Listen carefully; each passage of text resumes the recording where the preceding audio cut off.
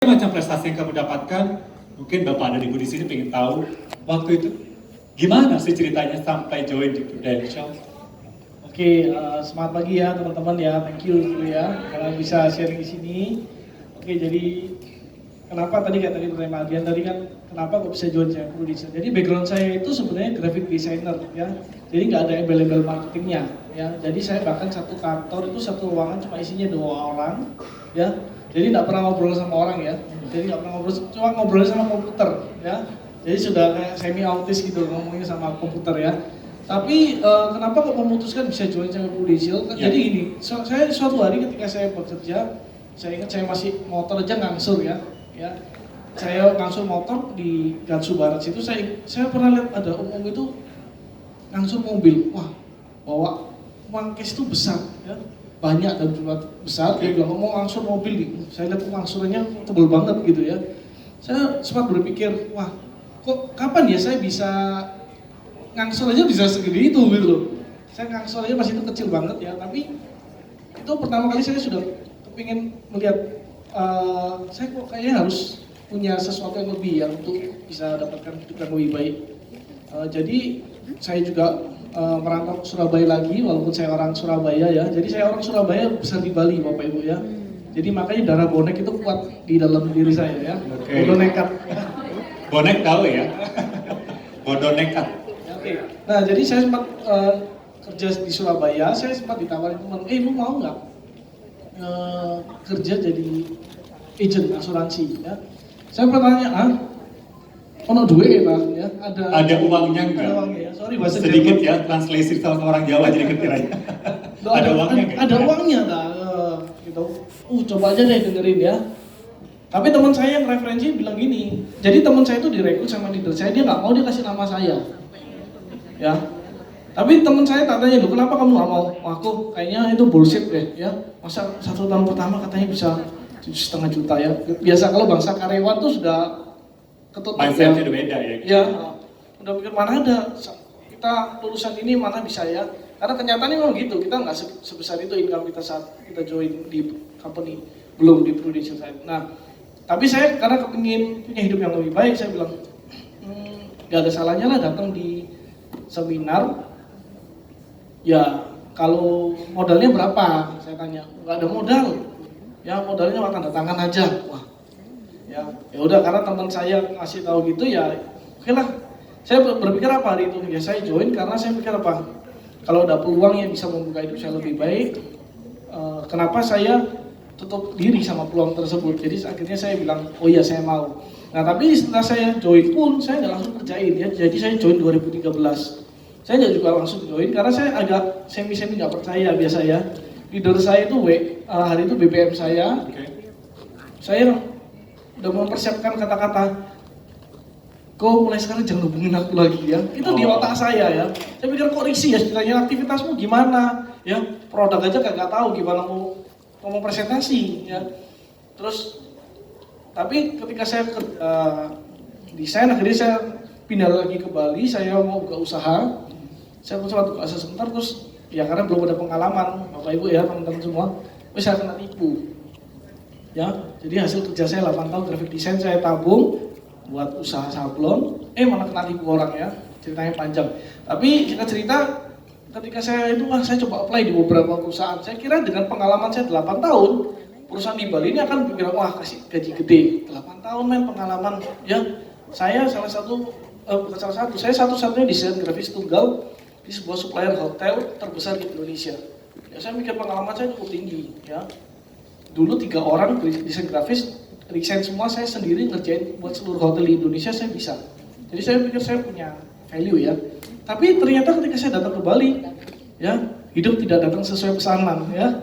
Saya kira 8 tahun diperhitungkan enggak 1,7 loh, ini kan gaji apa nih ya? Saya pikir wah nggak bisa. Akhirnya saya kontak leader saya lagi. Dan lu bener nggak 7,5 juta setahun kalau gua fokus di sini? Ya kalau lu nurut, lu ikut sistem, lu mau belajar, bisa. Ya udah lu kesini deh. Nah dari sana saya mulai kerjain Prudential sungguh-sungguh. Yang saya mencoba satu, ya nggak langsung closing gede-gede ya Bapak Ibu ya, closingnya kecil-kecil tuh ya. Tapi dari sana saya sudah mulai start dari sana saya mulai join di Prudential. Oke, jadi seperti itu ya. Maksudnya memang ada momen di mana kamu melihat bahwa aku kayak pengen lebih gitu ya. Dan kemudian ada juga titik di mana kamu merasa bahwa emang bisa gitu ya. Benar ya, seperti itu. Dan aku yakin Bapak Ibu di sini juga ya. Ini pengalaman mungkin Bapak dan Ibu leader kalau bisa ngerekrut pasti juga ada keraguan-keraguan juga ya mungkin Betul, ya. betul. Nah, dan tadi Tommy akhirnya membuktikan gitu ya. Nah, Tom, waktu itu gini, aku mau nanya,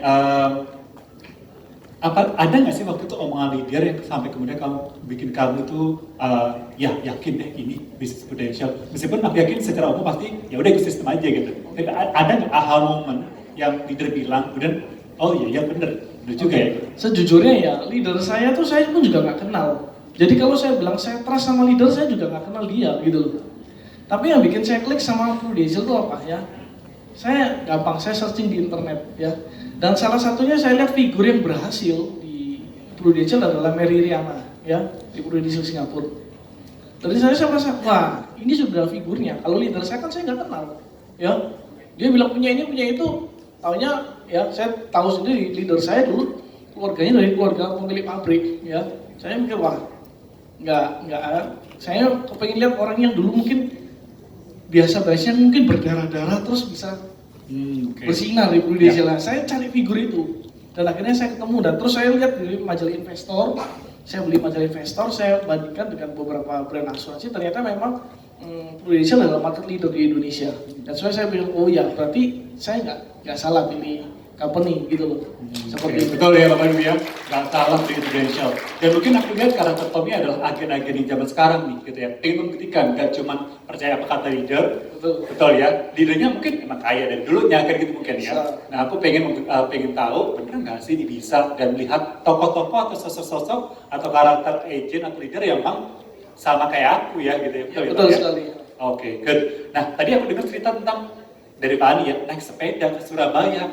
Kok seniat itu? Apa yang terjadi? Boleh diceritakan nggak? Oke, jadi saat itu ya, saya jujur ya, kalau Anda lihat ya, saya tidak mungkin bukan seperti pembicara sebelumnya ya, tadi luar biasa sekali couple ya, prestasinya banyak banget ya. Saya awal-awal join itu, saya adalah agent yang mungkin tidak ada prestasi, saya cuma agent-agent biasa ya, 5 tahun pertama ya. Jadi bahkan untuk tahun pertama 2014 saya full time, full hard di Prudential ya. Saya naik 2015 jadi UM hari itu. Nah, terus tahun berapa ya? 2017 kalau saya kan jadi AAD ya. Saya bilang sama leader saya, kamu harus naik jadi AAD. Kalau enggak kamu malah jadi agent lagi. Nah kan seram ya. Saya bayangkan saya cuma maintenance saja. Saya setengah mati 6 bulan tuh saya cuma pas hari itu untuk jadi AAD cuma 150 juta loh teman-teman ya. Enggak besar. Itu aja saya berdarah-darah ya. Saya menyadari bahwa saya mungkin hari itu masih butuh banyak belajar ya. Jadi saya berusaha sampai saya dulu 2013 sudah join di MRT. Saya stay di Bali, saya prospeknya di Bali tanpa leader, ya, nggak ada kantor. Kalau teman-teman mungkin sampai tinggal di kantor agensi ya. Kalau saya sampai tuh, kalau dulu kamu mau bisnis asuransi lah, kalian ya, bisnis tanpa modal ya. Tapi sebenarnya saya pakai modal. Modalnya apa? Ngirim JNE, ya. Saya kalau dokumen saya kirimnya ke Surabaya. Karena lokasi kantornya di Surabaya. Surabaya, betul. Jadi saya nggak ada kantor, jadi saya prospek canvassing sendiri sih nggak pakai leader gitu ya. Saya door to door juga, saya belajar ya gimana saya presentasi, saya belajar ketemu orang ya. Singkat cerita ketika AAD itu saya H-3 dari bulan Juni itu akhirnya saya closing H-2. Saya closing jam 6 sore. Saya mau submit ke Surabaya. Leader saya bilang, Tom ini harus jam 11 siang sudah harus di MRT Surabaya. Nah masalahnya malam itu adalah Lebaran. Ya, saya sudah pesan tiket pesawat ada. Ya, saya masih hari itu masih mikir mobil kalau saya berangkat nah mungkin jam 11 nyampe karena saya tahu saya pernah pulang saat Lebaran itu macetnya itu bisa 1,5 hari di pelabuhan aja. Jadi sudah nonsen lah kalau saya malam itu saya berangkat. Jadi saya closing itu baru jam 6 sore. Ya, H-2. Jadi nah terus akhirnya jam 9 malam saya selesai isi, saya minta izin sama istri saya, Pak, aku tak ke Surabaya dulu ya. Loh, naik apa? Ya, saya cuma punya pilihan satu, naik motor ya. Saya bukan motor moge ya, saya naik Honda Beat teman-teman ya. Ya. Jadi touringnya itu bukan karena hobi ya. Touringnya kalau Anda tahu bahasa Jermannya Turunering ya. Turunering, Nah, tidur gini. ya, jadi saya tuh benar-benar jam 9 baru start motor. Saya naik motor sampai, kalau teman-teman pernah ke hutan Jati, lewat ke Surabaya pasti lihat hutan Jati yang gelap itu ya. Itu jam 2 pagi saya di sana sendirian, gak ada orang ya. Terus sempat motor saya masuk jeglongan, motor saya sudah oleng, sudah hampir jatuh, benar-benar turun miring. Ya. Jeglongan tuh lubang ya. Jeglongan ya, oh sorry ya, bahasa Jerman dulu. Jadi saya masuk di sebuah lubang itu terus hampir jatuh sampai sepatu saya sobek teman-teman ya. Tapi saya cepat bangkit lagi, saya jalan lagi ya, sepatu sobek ya. Itu dingin minta ampun, dingin sekali. Saya baru tahu di Python tuh dingin ya. Kalau malam tuh saya sudah pakai sarung tangan, pakai jaket tuh masih menggigil ya. Dan saya nggak tidur. Saya sampai di Surabaya di kantor tuh jam 10, muka saya hitam semua kena debu mungkin ya. Masih pakai jaket terbang. Saya sampai aku udah nggak bisa ngecek lagi nih, udah nggak kuat mataku. Perih banget, saya tidur di pom bensin cuma 5 menit, 10 menit, jalan lagi karena jam 11 baru sampai. Ya leader saya bukan tipe manja, sini aku tanda tanganin SP aja, nggak ada cerita kayak gitu ya. Jadi saya berjuang di sana dan hari itu saya bisa naik AAD. Dari sana itu proses titik balik dari saya mulai tahu cerita sedih saya ini ternyata ya sama kayak main piano ya. Di piano tuh ada notes hitam juga ya. Kalau ceritanya indah terus kadang-kadang ya orang boring. Teman-teman kalau lihat TV, lihat sebuah acara, senang nggak? Kalau acaranya dari awal sampai akhir, endingnya happy terus dari awal sampai akhir. Boring ya? Pasti harus ada konfliknya, harus ada perjuangannya, harus ada ya pertentangannya, ada 1-2 hal yang menghalangi ya. Baru ceritanya jadi indah. Ya sama dari hari itu saya juga memilih hari itu saya nggak menyesali saya ke Surabaya hari itu malam itu walaupun saya merasa itu berat, penuh tantangan ya. Tapi hari ini menjadi sebuah cerita buat teman-teman, minimal buat tim saya sendiri. Cerita manis ya. Yes. Oke. Kalau misalnya disuruh lagi naik motor gara-gara itu ke Surabaya, pasti mau toh? Sekarang kan ada pesawat ya. Oh ya. Repot-repot banget ya enggak lah ya. Kalau sekarang touring ya, saya mikir-mikir anak saya 3 kecil-kecil yang saya touring, itu gimana ya? Baik, Bapak Ibu sekali lagi kasih plus dong buat Tommy dengan ceritanya. Saya pikir pasti cuma Bapak Ibu kan pasti punya up and down ya di Prudential, tapi juga seperti itu kan. Salah satunya adalah demi perjuangan untuk naik AAD tadi harus touring, naik motor ke Surabaya. Gitu. Nah, Tom, sampai dengan tahun 2022 ini, seperti Pak Diana, Ibu tadi bahwa ada cerita di COVID ya, di COVID-19 tahun 2019, tahun 2020. Ada nggak cerita-cerita yang bisa kamu bagi saat kamu down, terus kemudian kamu putuskan untuk, oke, aku nggak boleh ngalah, aku harus bangkit lagi. Oke. Gimana Ya, ceritanya? jadi saya paling down tuh tahun 2019, bukan 2020, Bapak Ibu ya teman-teman. 2019 saya prospek itu bulan zamannya PPH ya situ ya, masalah campaign. Saya itu prospek setiap hari ya, teman-teman saya tahu saya sering ke kantor ya. Saya kalau kerja saya senang di kantor ya. 2019 kan udah ada MRT ya. Saya prospek, saya rekrut apa ya. Tapi 6 bulan tuh saya cuma 100 juta apinya ya. Down loh teman-teman ya. Ada yang tanda tangan cancel ya, untungnya nggak sampai dia bayar terus di Leipzig nggak, tapi di cancel ya. Sedih juga ya, down. Tapi saya telepon leader saya konsultasi, saya tahu kalau saya down nggak boleh dibiarin lama-lama. Saya telepon leader saya dengan santai bilang, ayo kamu tak beli tiket pesawat datang ke sini Surabaya, ya sama istrimu datang, dibeli tiket pesawat pulang pergi latihan. Saya datang ya, agent lagi down ya, saya mikir ya lumayan lah bisa Dikasih liburan ya, liburan ya. Ternyata enggak teman-teman, disuruh datang di seminar MRT ya. Udah gitu, Tom ini ada tiket sisa, Tom cari agent baru sekarang ajak undang di sini ya. Bayangin leader saya luar biasa banget ya.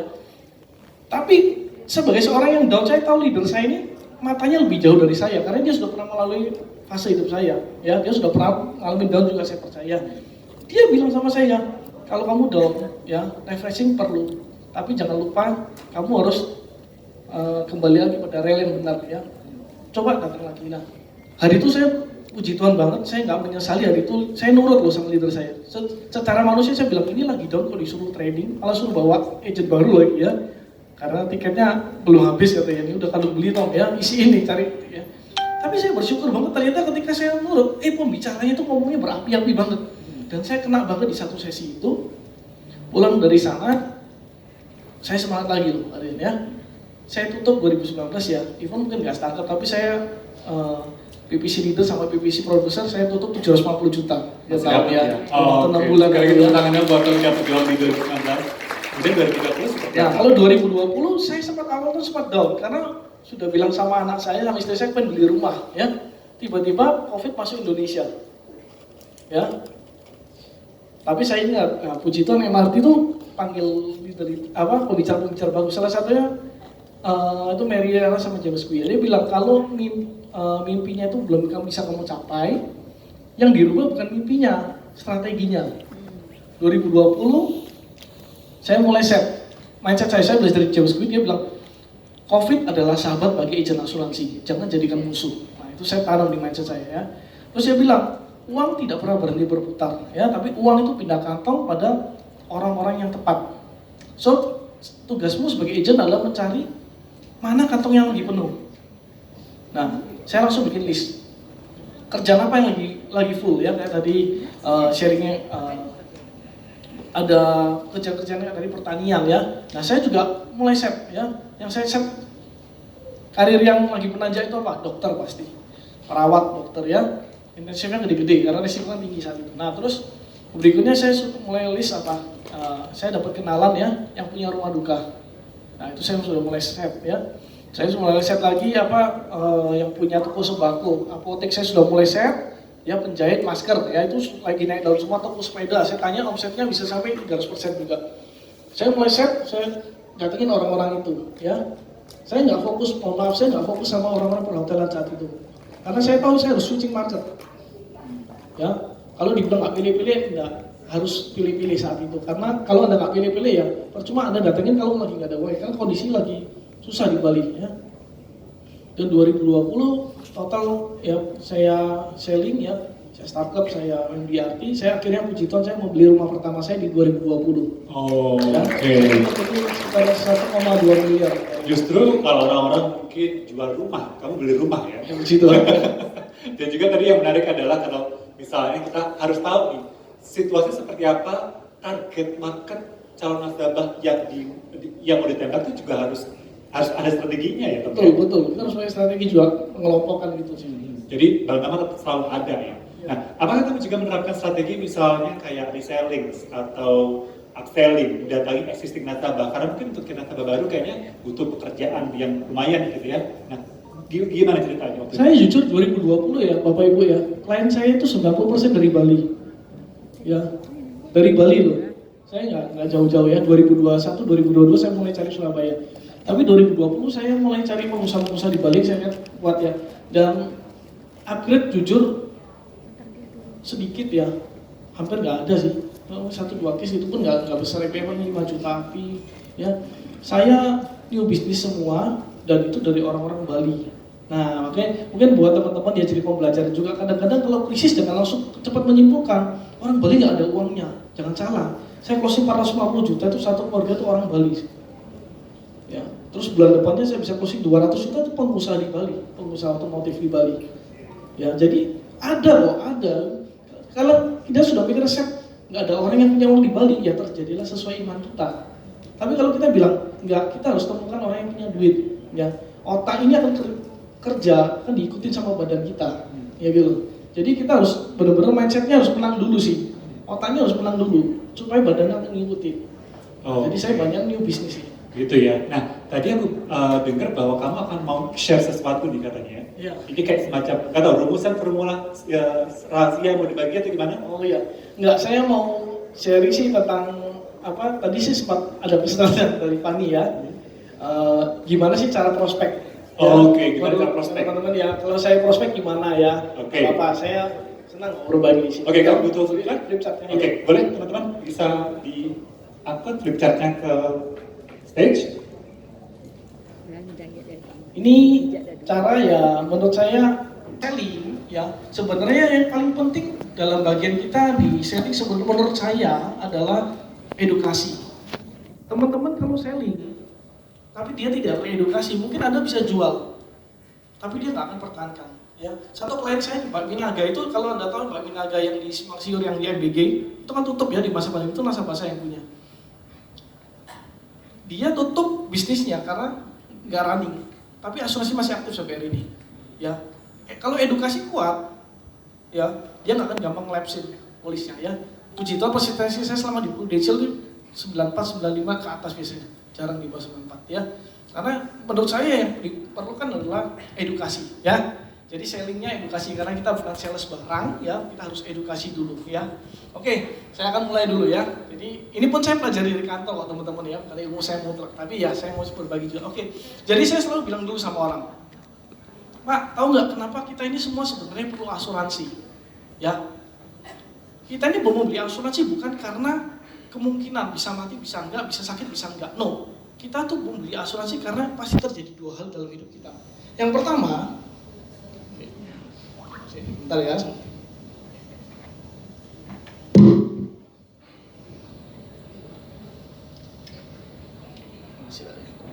Oke, kepastian pertama yang terjadi pada setiap manusia, ya, adalah yang pertama adalah semua orang pasti menua. Setuju nggak teman-teman? Ya, pasti menua. Ada yang nggak menua di sini?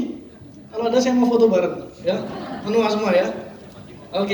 Oke, kalau misalnya menuanya karena kulitnya menua masih bisa ditarik-tarik ya. Sekarang ada botox ya, ada setrika uap mungkin ya, nggak tahu ya. Muka bisa dihalusin katanya, bisa dikencengin. Terus ada aplikasi ya, pemulus muka ya kalau pakai filter filter ya. Tapi Anda nggak bisa menipu satu ini, organ tubuh. Organ tubuh pasti menua. That's why sebenarnya orang sebelum tutup usia, kalau Anda pernah datang di acara kedukaan, orang tutup usia rata-rata kan banyak pasti mengalami sakit penyakit dulu. Setuju nggak? Daripada kecelakaan. Pasti lebih banyak sakitnya dulu. Karena ini, faktornya ini, menua. Organnya menua. Yang kedua, setiap orang pasti mengalami namanya ini. Semua orang pasti mengalami tutup usia. Setuju ya? Ya, kita tidak peduli tokoh agama sesakti apapun ya, mungkin ada tokoh-tokoh agama yang bagi kita ini tetap pendeta tetap tutup usia, betul nggak teman-teman? Ya, mungkin yang di pemuka agama lain juga tetap tutup usia, walaupun kita tahu dia cinta Tuhan banget, dia mengabdi, benar-benar melayani, akan ketemu ini, betul nggak? Kenapa saya cerita ini ya? Saya pernah ketemu orang ya, bilang, Tom jangan mati-mati. Saya percaya kalau sakit Tuhan pasti bantu lo. Iya, Tuhan pasti tolong, saya percaya. Tapi mana ada orang yang tutup usia? Ya, orang sesuci apapun bagi saya, kita punya kodrat, kita punya tutup usia adalah sebuah kepastian yang terjadi karena Tuhan sudah menghendakinya. Ya, so ini pasti terjadi teman-teman. Nah saya bilang, Pak, karena kepastian inilah kita harus beli polis asuransi. Jadi belinya bukan karena 50-50, tapi 100% ini pasti terjadi. Ya, jadi itu nancep dulu. Nah, kedua, saya mulai tanya, oke Pak, asuransinya sebanyak apa yang kita perlukan? Saya akan ngomong bahwa asuransi itu belinya nggak usah banyak-banyak, ya. Nah, ini nasabahnya senang, wah, biasanya dikasih premi gede-gede nih sama agent ya. Tumben nih ada nasabah ya, bilang preminya nggak usah banyak-banyak, ya. Polisnya nggak usah banyak-banyak, ya. Yang penting maksimal, saya bilang itu ya. Ya itu kan cuma bahasa aja ya, maksimal. Ya, oke. Tapi saya bilang, oke Pak, beli polisnya secukupnya. Bapak boleh beli polis, yang penting bisa melindungi 3 hal dalam hidup Anda.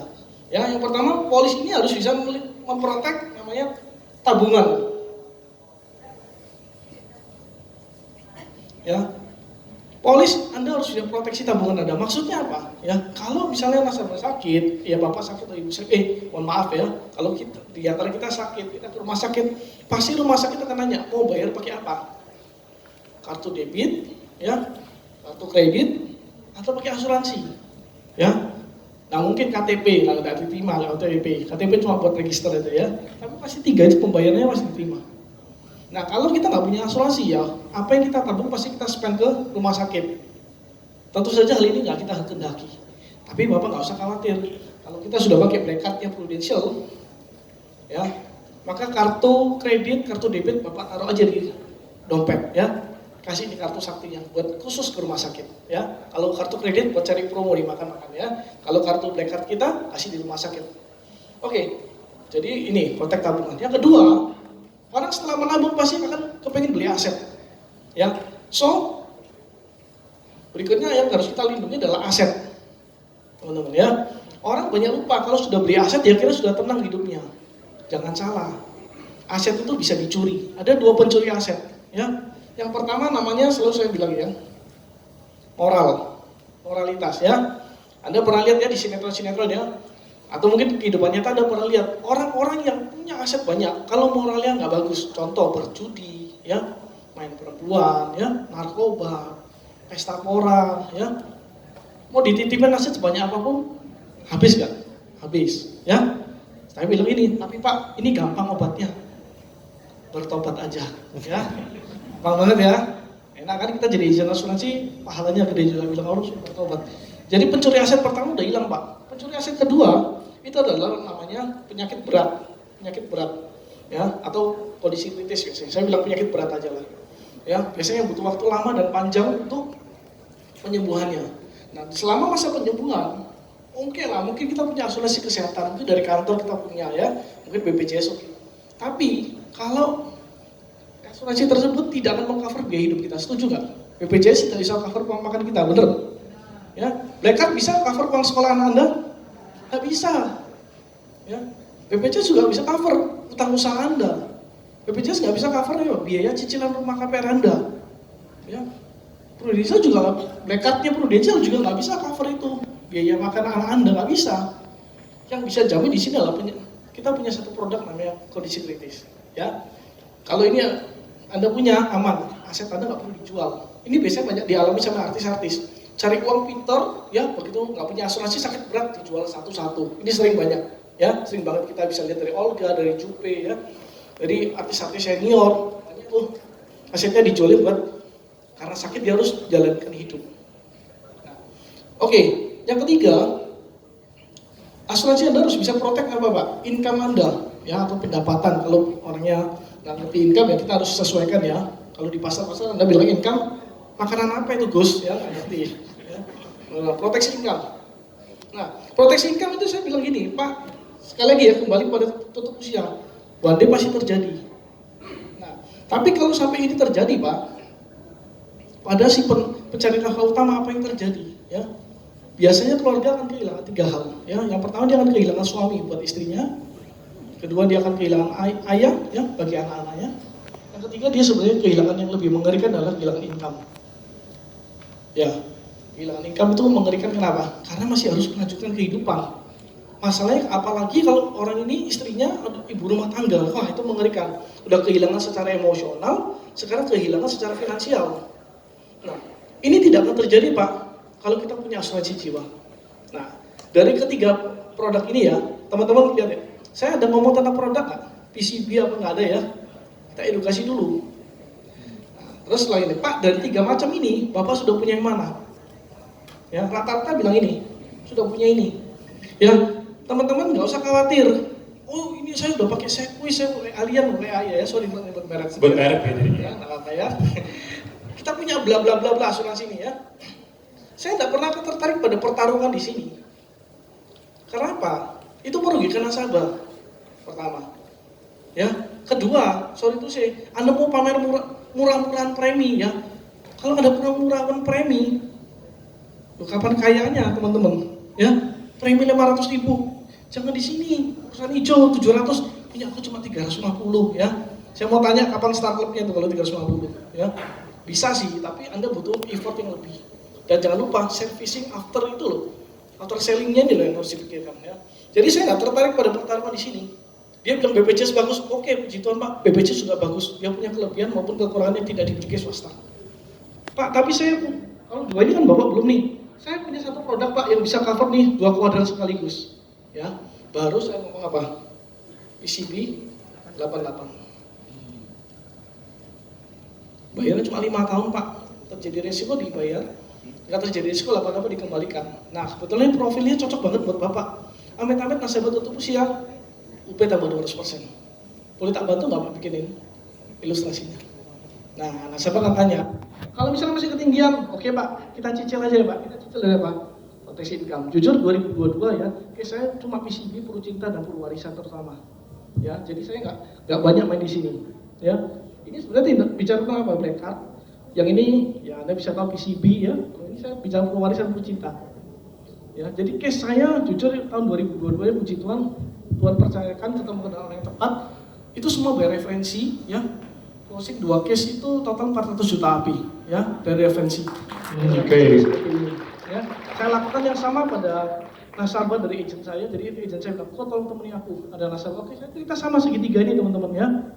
Closing premi 340 juta satu case, warisan semua UP 20 miliar ya. Jadi dengan seperti ini bercerita ya sebenarnya sama aja ya. Kalau jadi tanya Pak Tommy gimana rahasianya, ya rahasianya storytellingnya ini apa, storytelling ini harus bagus supaya nggak apa sih, nggak gagap-gagap ya di depan klien yang penting. Tapi kalau Anda cuma belajar ini kan cuma 5 menit 10 menit ya, mungkin kalau saya suruh tes Anda langsung nggak bisa langsung mirip. Tapi kalau Anda coba dengar, lihat rekaman yang Anda lakukan sekarang 20 kali 50 kali Anda coba ulangi, pasti Anda jago juga ya. Ya, saya tunggu nanti case besar ya teman-teman yang luar biasa ya. Oke, luar biasa. Oke, sebenarnya tadi kata Tommy itu menarik ya, memang kelihatannya simple, tapi butuh latihan nggak sih Bapak Ibu ya? Ya, mulai dari tadi ini sesuatu yang pasti, betul ya Tom ya? Ya, kemudian ini kalau nggak salah ini segitiga kehidupan ya? Ya. Ya mungkin sudah banyak diajarkan juga. Banyak leader juga saya juga diulang terus mungkin dengan penyampaian yang berbeda-beda ya. Betul. Sebenarnya sama gitu.